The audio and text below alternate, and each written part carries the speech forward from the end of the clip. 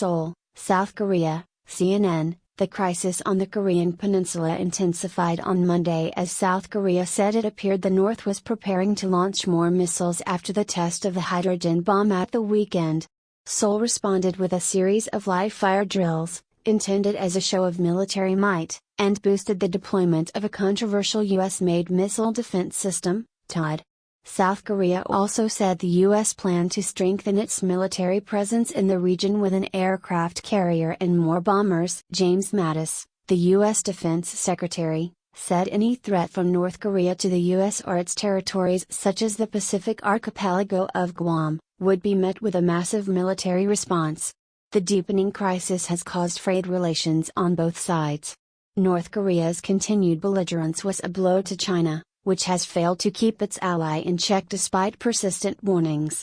China said Monday it had made a stern representation to North Korea over the test. Meanwhile, Donald Trump, the U.S. president, opened up a rift with South Korea, saying it risked appeasement of Pyongyang. The developments represented a significant ratcheting up of tension in the region, already on edge over North Korea's rapidly intensifying missile testing program. Briefing Parliament. South Korean military officials said there were ongoing signs that Pyongyang was preparing to test another intercontinental ballistic missile, ICBM. Seoul said it would deploy 4 terminal high-altitude area defense, THAAD, launch pads in response to the accelerating threats from the north.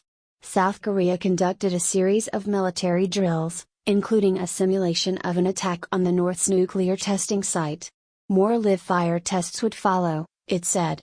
The United Nations Security Council was due to hold an emergency session in New York. Leaders of Japan and South Korea held a 20-minute phone call Monday to discuss tougher sanctions. The moves came after Pyongyang claimed it has the ability to place a miniaturized nuclear weapon on an ICBM, making it a direct threat to the United States.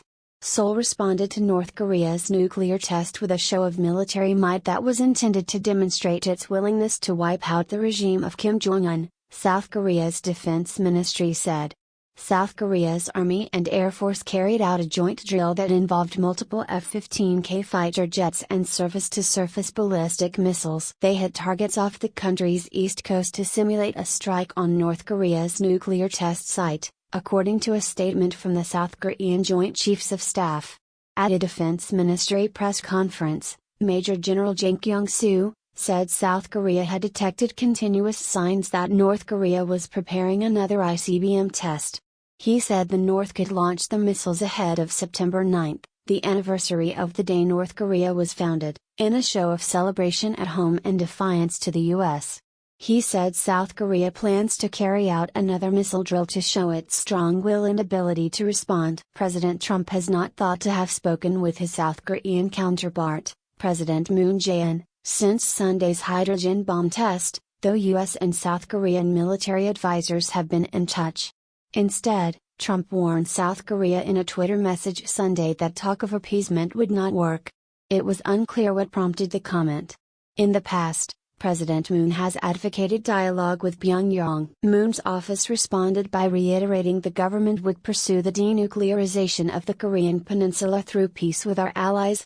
Adam Schiff, the top Democrat on the U.S. House of Representatives Intelligence Committee, cautioned against criticizing South Korea.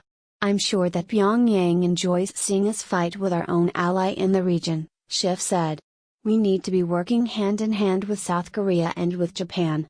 Why we would want to show divisions with South Korea makes no sense at all. Pyongyang's actions appear, in part, designed to test the limits of China's support. Experts say its latest nuclear test could have been timed to coincide an international economic summit currently being hosted in Beijing. North Korea has timed missile tests this year to coincide with other important Chinese events, including a missile test during a summit in May on China's Belt and Road Regional Economic Initiative. Gang Shuang, a spokesperson for the Chinese Foreign Ministry, said Beijing had launched stern representation to North Korea over its nuclear test. In a regular press briefing Monday, Gang said the test was wrong and against the will of the international community and will meet with China's disapproval. He said China opposed North Korea's missile development program and said it wanted to return to six-party talks as soon as possible.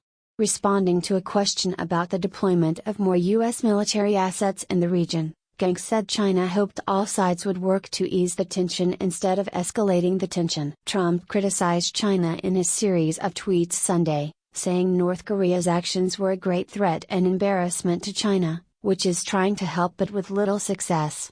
Trump also said that the U.S. was considering cutting off all trade with any country that carried out business with North Korea. That would include China, which provides an economic lifeline to North Korea. China is the largest U.S. trading partner in terms of goods, and a trade war between the two nations could be devastating. The UN Security Council was due to meet in emergency session Monday, the second in a week. U.S. and its allies are looking to push through a new package of sanctions, including measures to restrict oil shipments to North Korea, U.S. officials said. Most of North Korea's oil comes from China, and the U.S. believes that stopping these shipments would place severe pressure on the North Korean regime.